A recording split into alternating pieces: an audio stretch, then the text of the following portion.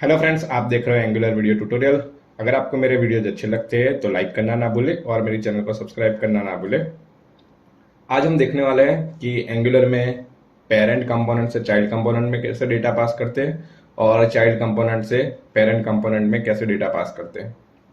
तो सबसे पहले पेरेंट और चाइल्ड कंपोनेंट कैसे हम डिफाइन कर सकते हैं वो देखेंगे, उसके बाद उसमें डेटा ट्रांसफर करेंगे और पेरेंट चाइल्ड की रिक्वायरमेंट क्यों है वो भी हम देखेंगे। तो यहाँ पर हमारा ऐप कंपोनेंट है और ऐप मॉड्यूल में ऐप कंपोनेंट डिक्लेयर किया हुआ है जिससे वो कंपोनेंट लोड हो रहा है। अब मैं यहाँ पर दो कंपोनेंट क्रिएट करूंगा, हेडर कंपोनेंट और फुटर कंपोनेंट, जिसमें हम डेटा पास करेंगे। यहाँ पर कंपोनेंट क्रिएट करेंगे ng जनरेट कंपोनेंट हेडर और ng जनरेट कंपोनेंट फुटर। अब हमें डिफाइन करना है पेरेंट कंपोनेंट और चाइल्ड कंपोनेंट। अब देखो, पेरेंट कंपोनेंट और चाइल्ड कंपोनेंट जो है वो एक ही मॉड्यूल में होने चाहिए, अदरवाइज हम उसको यूज नहीं कर सकते एज अ चाइल्ड कंपोनेंट।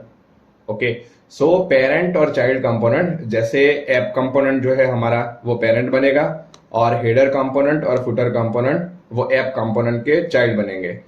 जहां पर हम सिलेक्टर यूज कर रहे हैं वो हमारा बनेगा पेरेंट कंपोनेंट और जो कंपोनेंट एज अ सिलेक्टर हम यूज कर रहे हैं वो बनेगा हमारा चाइल्ड कंपोनेंट।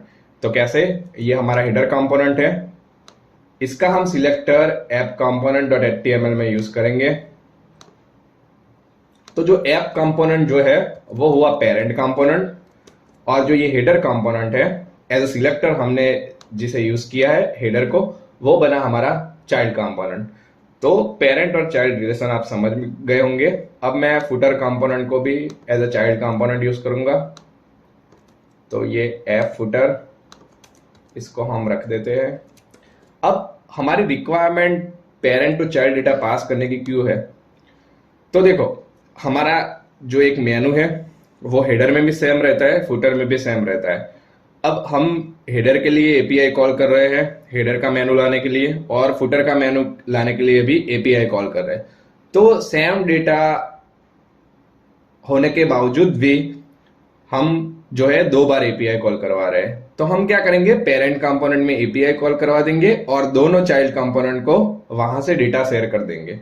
तो ये parent component to child component data share हुआ। उसके बाद हमें अगर चाइल्ड कंपोनेंट से कुछ पेरेंट कंपोनेंट में पास करवाना है तो चाइल्ड टू पेरेंट भी हम पास करेंगे।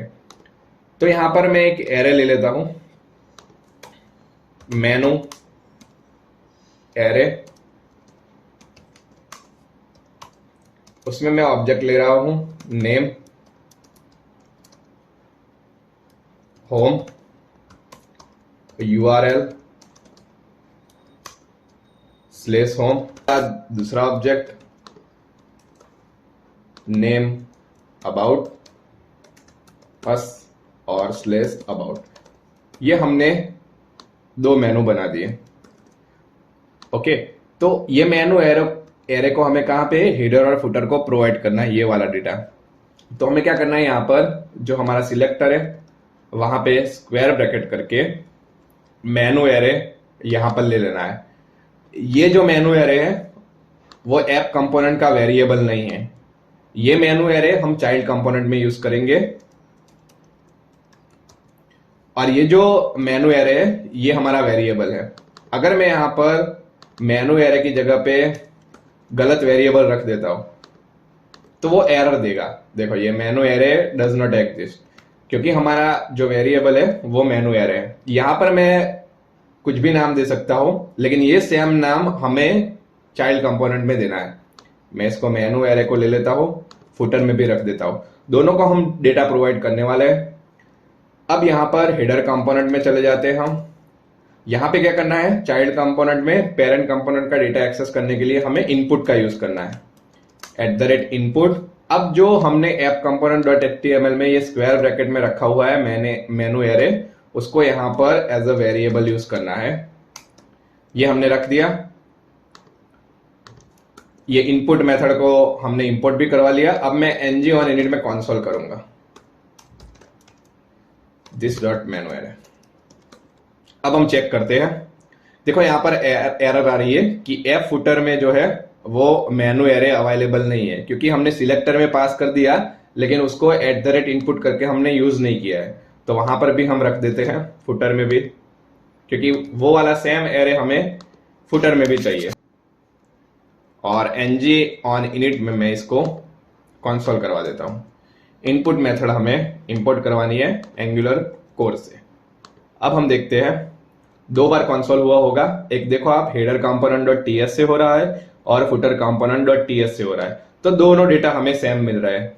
हमें यूआई की जो भी रिक्वायरमेंट है, यूआई हम अपने हिसाब से हेडर कंपोनेंट डॉट एचटीएमएल में और फुटर कंपोनेंट डॉट एचटीएमएल में रख सकते हैं, लेकिन जो हमारा डेटा है वो सेम रहेगा। तो सेम एपीआई का डेटा हमें यहाँ पर मिल गया। तो इस तरह से पेरेंट से चाइल्ड में डेटा पास कर सकते हैं। अब हमें क्या करना है, चाइल्ड से पेरेंट में ले जाना है। तो चाइल्ड से पेरेंट में कैसे जाएगा डेटा, एज अ इवेंट जाएगा। तो हमें क्या करना है, सबसे पहले @output मेथड लेनी है। ओके, ये आउटपुट इंपोर्ट हो गया, उसमें मैं ले रहा हूं मेनू इवेंट। ओके, ये मेनू इवेंट ले लिया। अब यहां पर हमें इवेंट क्रिएट करनी है। तो इवेंट क्रिएट करने के लिए new event emitter. Okay, event emitter ये क्या करेगा, एक इवेंट क्रिएट करेगा मेनू इवेंट नाम की। अब हमें क्या करना है, इसको हम एक बटन ले लेंगे। यहां पर बटन के क्लिक इवेंट पे वो डेटा भेजेंगे। तो यहां पर मैं बटन ले लेता हूं और बटन में मैं क्लिक इवेंट ले लेता हूं, चाइल्ड डेटा पास। ये मैंने क्लिक इवेंट ले लिया। यहां पे मैं ले रहा हूं चाइल्ड बटन, और चाइल्ड डेटा पास में हम क्या करेंगे, इवेंट इमिटर को इमिट करेंगे। ये हमारा चाइल्ड डेटा पास आ गया। अब क्या करना है, this dot menu event dot emit. Emit में हमें ऑब्जेक्ट भेजना है। तो मैं यहां पर ऑब्जेक्ट क्रिएट करता हूं। हम ऑब्जेक्ट भी भेज सकते हैं, एरे भी भेज सकते हैं और कोई वैल्यू भी भेज सकते हैं। तो मैं यहां पर ऑब्जेक्ट ही क्रिएट करूंगा, जिसमें मैं ले रहा हूं नेम जिग्नेस और ईमेल ले रहा हूं jignesh@gmail.com। ये वाला डेटा जो है वो मैं भेजूंगा पेरेंट कंपोनेंट में। तो इमिट में मैंने यहां पर ओबीजे भेज दिया। अब ये जो मेनू इवेंट है वो हम यूज कर सकते हैं एज अ इवेंट। तो मैं यहां पर ऐप कंपोनेंट डॉट एचटीएमएल में चला जाता हूं, जिसमें ऐप हेडर है। यहां पर हम जैसे क्लिक इवेंट यूज करते हैं, वैसे ही हमने यहां पर क्या किया, एक कस्टम इवेंट क्रिएट किया इवेंट इमिटर से।